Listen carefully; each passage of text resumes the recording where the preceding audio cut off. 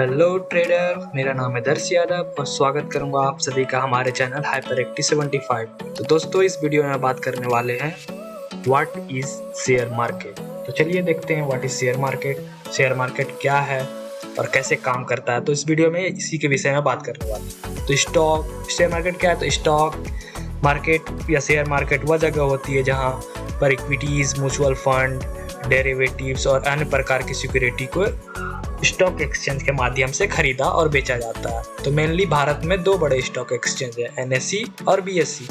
तो एनएसई हुआ national stock exchange, BSE हुआ बॉम्बे स्टॉक एक्सचेंज।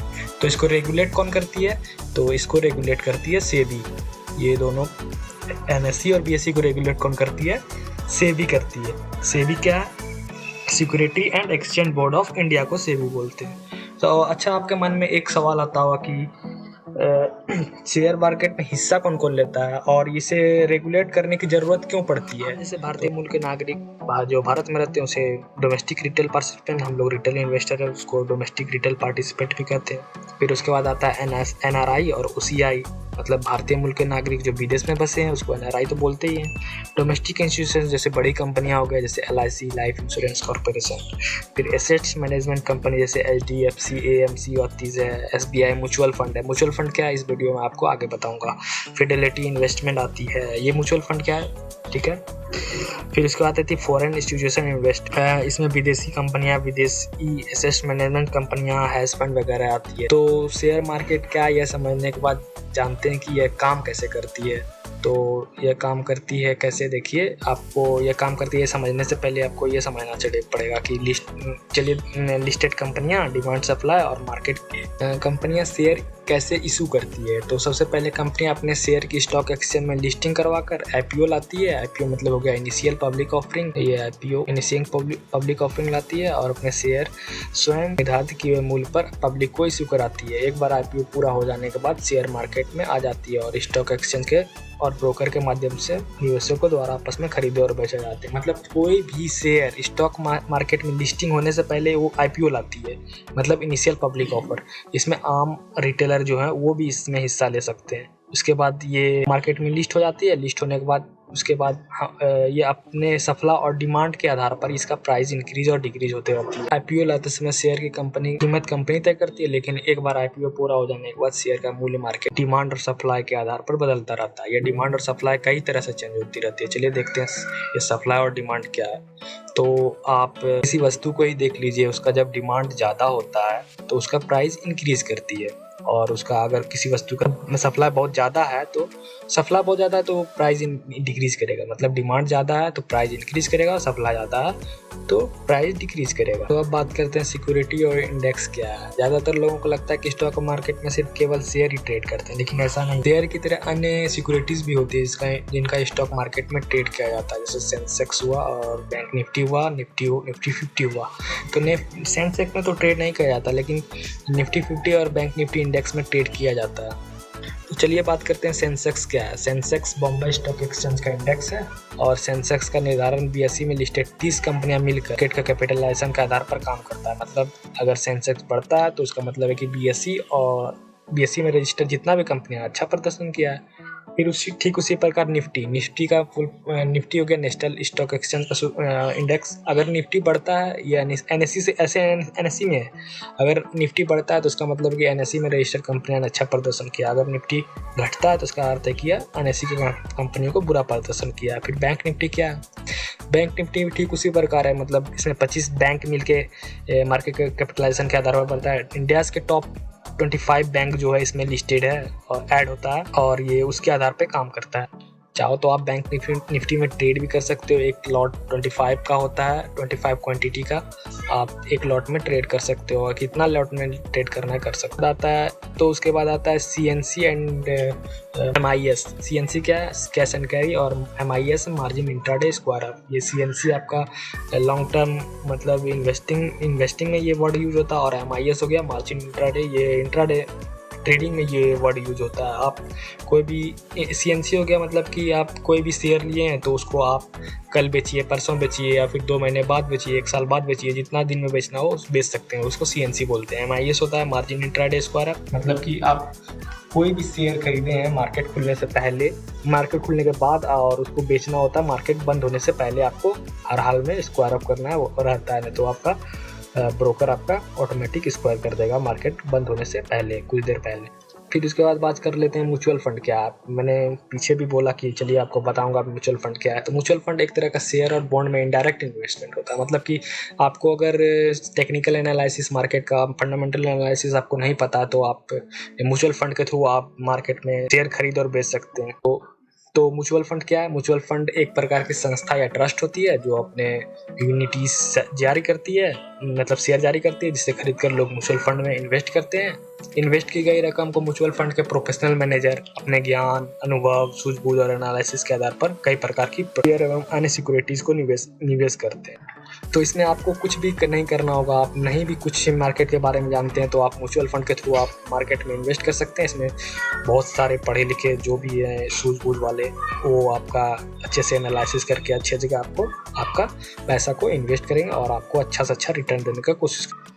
तो ये आपको एक सिप के थ्रू भी आप उसमें म्यूचुअल फंड में इन्वेस्ट कर सकते हैं। तो SIP क्या है?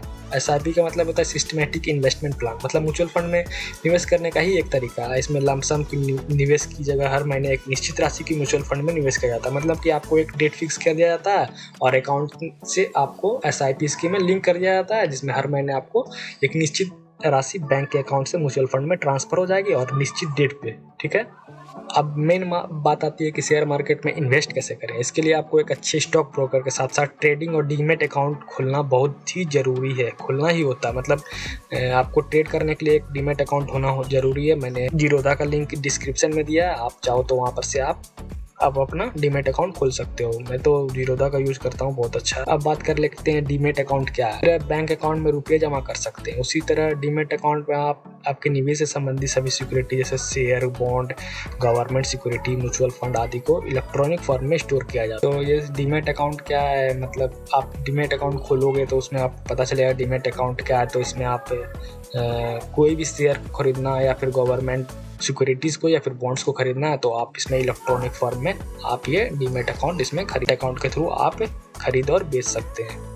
तो डीमेट अकाउंट और ट्रेडिंग और अकाउंट खोलने के लिए आपको जिन जिन डॉक्यूमेंट की ज़रूरत होगी मैंने लिखा है नीचे, आप देख लीजिए। और वो आपको मतलब आपको पैन कार्ड की ज़रूरत पड़ेगी, आधार कार्ड या एड्रेस प्रूफ में जो भी आता है, उसके बाद इनकम प्रूफ की ज़रूरत पड़ेगी, फिर कैंसिल चेक की ज़रूरत पड़ेगी और उसके बाद एक पासपोर्ट साइज़ फ़ोटो की ज़रूरत पड़ेगी। इस अध्याय की खास बातें हैं जो मैंने नीचे लिखा, आप उसको बढ़िया से समझ सकते हैं और पढ़ सकते हैं। क्या करके मैं आपको समझाता हूँ, देखिए क्या क्या है इस अध्याय की कुछ खास। पहला है स्टॉक मार्केट या शेयर बाजार वह जगह है जहां पर कोई ट्रेडर या इन्वेस्टर शेयर को खरीद या बेच सकते हैं, ठीक है। दूसरा है स्टॉक मार्केट वह जगह है जहां बेचने वाला या खरीदने वाला एक इलेक्ट्रॉनिक मिलता है। फिर तीसरा है मार्केट में अलग अलग विचारों और नजरें रखने वाले लोग होते हैं। सबका विचार तो एक नहीं होता है, सबका नजरिया और देखने का तरीका, टेक्निकल एनालिसिस जितना भी है सबका अलग अलग होता है। फिर उसके बाद चौथा, स्टॉक एक्सचेंज में सुविधा मुहैया कराता है कि खरीदार और बिकवाल यानी बेचने वाला इलेक्ट्रॉनिक ही मिल सके। फिर उसके बाद होता है घटनाएं और समाचार, शेयर कीमतों को हर दिन ऊपर नीचे कराती है। न्यूज़ पे ही बहुत डिपेंड करता है कि मार्केट आपका ऊपर जाएगा कि नीचे जाएगा। फिर उसके बाद मांग और आपूर्ति की वजह से भी शेयर की कीमतें ऊपर नीचे आती है, मतलब सप्लाई और डिमांड की वजह से भी मार्केट ऊपर और नीचे जाती है। मैंने आपको सप्लाई और डिमांड बताया आपको ऊपर में। फिर उसके बाद 7वां नंबर में आता है जब आपके पास एक शेयर होता है तो आप कंपनी से बोनस, डिविडेंड, राइट्स जैसी सुविधाएं पा सकते हैं।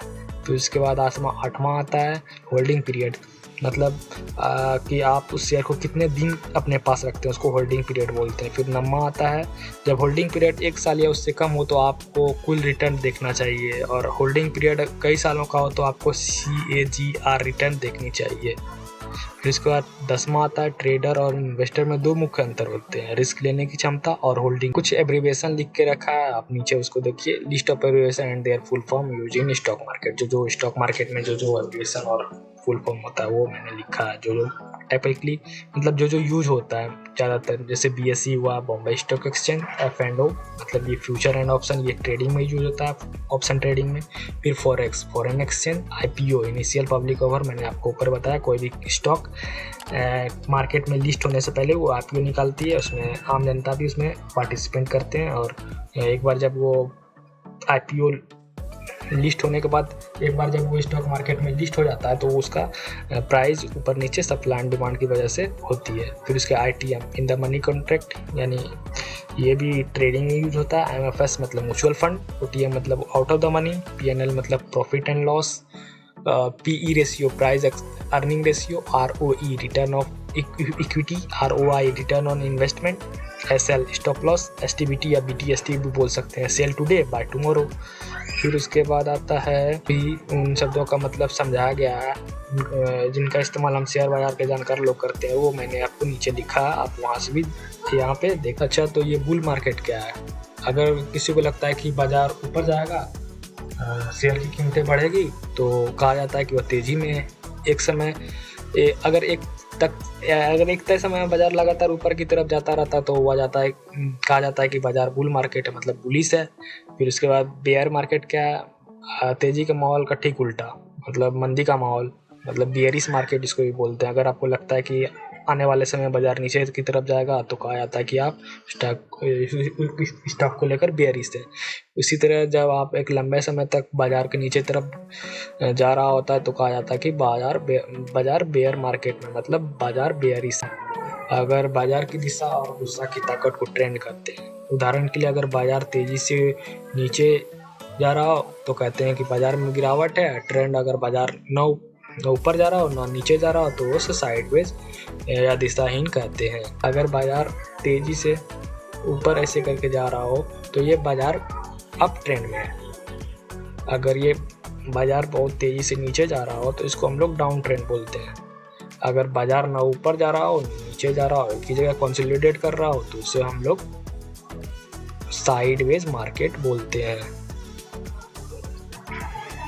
ये अपर सर्किट और lower circuit mainly penny stock में यूज होता है, ज़्यादातर देखने को मिलता है। मतलब एक बार अगर अपर सर्किट लग गया, अगर एक बार अगर आपका स्टॉक का लोअर सर्किट लग गया तो आप उसे ना बेच सकते हैं ना खरीद सकते हैं, कुछ भी नहीं कर सकते इसमें। ये इंट्राडे पोजीशन क्या है? इंट्राडे पोजीशन जब आप ऐसी पोजीशन बनाते हैं जैसे आप उसी दिन स्क्वायर अप करना चाहते हैं तो ऐसी पोजीशन को इंट्राडे पोजीशन कहते हैं। जिसे हम IES भी बोले, मैंने आपको ऊपर बताया था कि इंट्राडे पोजीशन क्या है। जब भी किसी शेयर को आज मार्केट खुलने के बाद और मार्केट बंद होने से पहले ही आपको उसको बेचना पड़ता है, उसको हम लोग इंट्राडे पोजीशन बोलते हैं। इसी क्या है, इसको आपको हम बोर्ड में चलिए समझाते हैं। OHLC क्या है, चलिए यहाँ से मैं इसे ख़त्म कर देता हूँ, बोर्ड पे ले आता हूँ।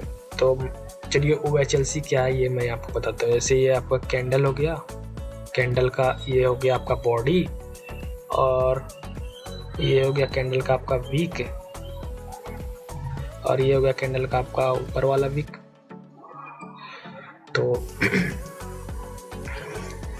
ये हो गया आपका बॉडी, ये हो गया आपका वीक, ये हो गया आपका ओपन, ये हो गया आपका क्लोज, और ये हो गया आपका हाई, ये हो गया आपका लो। तो चलिए मैं एक एक करके लिख के बता देता हूँ कि ओपन, लो, हाई, क्लोज क्या है। ये हो गया बॉडी,